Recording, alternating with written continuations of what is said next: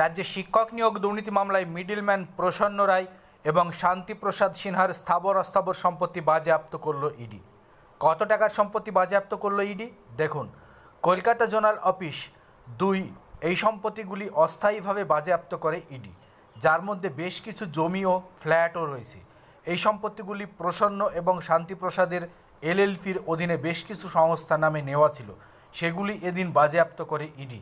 Tweet করে enforcement directorate জানিয়ে দিয়েছে, দুজনের মোট মিলিত সম্পদের পরিমাণ 230.6 কোটি। কলকাতা জোনাল অফিস 2 এর পক্ষ থেকে এই সম্পত্তিগুলি অস্থায়ীভাবে বাজেয়াপ্ত করা হয়েছে। যদি এই সম্পত্তিগুলি তাদের উপযুক্ত প্রমাণ দাখিল করতে পারে তবে ফেরত পাওয়ার সম্ভাবনা থাকবে। অস্থায়ীভাবে বাজেয়াপ্ত করা সম্পত্তি অধিকাংশ সময়েই ফেরতের অযোগ্য হয়ে ওঠে, কারণ অস্থায়ীভাবে সম্পত্তি বাজেয়াপ্ত তখনই করা হয় যখন ওই সম্পত্তির স্থায়ী কোনো প্রুফ বা ডকুমেন্টস দেখাতে পারে না তারা বা তাদের আইনজীবী। তাই প্রাথমিকভাবে অস্থায়ীভাবে সম্পত্তি বাজেয়াপ্ত করা হলে দীর্ঘ সময় পরে প্রুফ না দেখাতে পারায় সম্পত্তিগুলি তখন স্থায়ীভাবে সিজ করা হয় বা বাজেয়াপ্ত করা হয়।